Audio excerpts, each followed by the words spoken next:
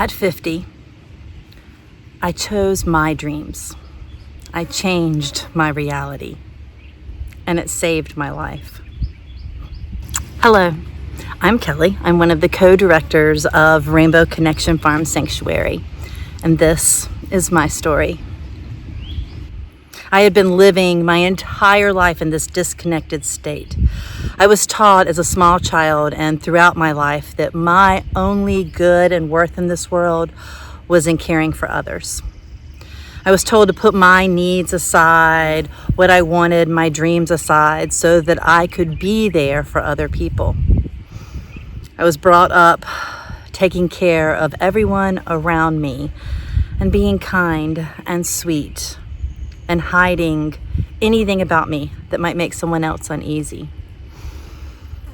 As a queer little Southern Baptist pastor's girl in the 80s, I learned that everything about me made others uncomfortable. And so I worked very hard to change who I was. Spending my life in this disconnected state, fearing that any moment someone was going to figure out that I was queer, figure out that I didn't believe in the patriarchal church I was in, figure out that I felt differently than them on so many things. And that could never happen. That would be the end of everything I was. And then one day, in a therapy appointment, I was telling another story that was like, this is a silly story about my life. And once again, my therapist said, "That doesn't sound funny. That sounds painful." And something about the way she said it this time, or maybe it was the fact that she had said it so many times, that I finally heard it. And it clicked. And this wave of sadness and exhaustion and anger just flooded all of me. And it felt horrible and wonderful at the same time. Something broke open that door, and all of a sudden I actually started to feel again. I didn't realize how much I wasn't feeling, how much I had shut off. In that moment, I was able to start to work forward to creating a new reality for myself, one that didn't depend on the lessons I was taught, but listened to what I felt and what I needed inside. It wasn't easy.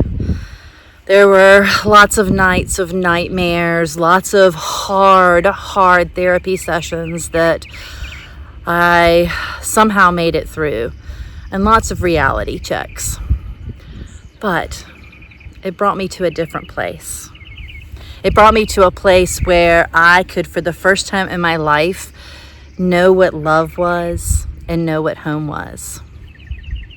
It was after doing a lot of this work that I met Britt. I met someone who could truly be a friend and a partner, and I fell in love. I had never known someone who listened to my needs and really wanted to help me with them, who wanted to help me grow, wanted to help me become a better person, a stronger person. And it was okay to cry. It was okay to be sad. It was okay to be joyful and happy around. When I met her, my plan was to buy a van, fix it up, and drive off into the wilderness and not deal with people anymore. I was exhausted from peopling. I had spent my entire life in the public eye. As a pastor's daughter and then a pastor, I was up front and center and felt like everyone was constantly relying on me. And I was tired of it. I didn't want to do it anymore. I wanted to escape. But then with Britt, I realized that I can have both. I can have a church that truly understands and cares for me, that I can speak my mind at, and then I can have a home, a place that's separate from that. Home, in my understanding, was the place where I got scolded for not being good in the world. Britt changed that to home being a place where I found love, where I could shut the world outside off for a little bit and just be loved and laugh and be a part of something that I didn't quite understand at the time, but I have grown to really, truly appreciate. And it was in us coming together that we began a search for a place that took both of us outside of the city, gave both of us a place that was a sanctuary. When we first stepped foot on this farm, we took a breath.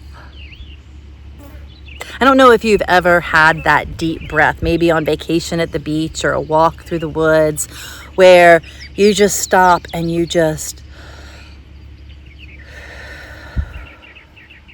breathe in, and every part of your body just melts away.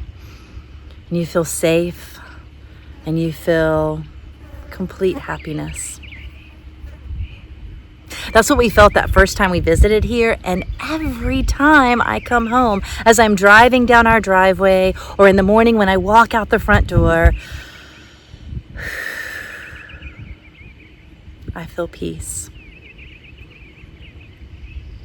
My heart hurts for everyone who is in the place that I was. I know there are so many people out there, especially women, especially my queer siblings, who have spent a lifetime being afraid to show who they are, to be all that they are, who spent a lifetime thinking they're going to get found out, thinking that they are not going to be enough, thinking if they ask for something for themselves that is greedy.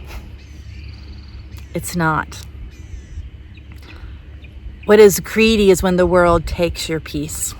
What is greedy is when people teach you and expect you to go above and beyond for them when they wouldn't for you. Coming to this farm sanctuary, seeing all of the animals that we work with and how they heal. Each moment, I heal a little bit more. On this channel, Britt and I are going to share the stories of the animals that have come to the farm, of the lessons we've learned working with the animals, and of our own story of how we are growing to be people we never could have imagined. People who laugh and giggle through life, who can find out their water pump is broken and can giggle all the way to figuring it out together how to fix it. It's a different life that I live now. A life that I couldn't imagine leaving. A life that I couldn't have even dreamed of as a child. And hopefully, if you come along with us, if you join the conversation with us, together, we can find ways to find peace and joy and hope in all the chaos. Thank you for listening.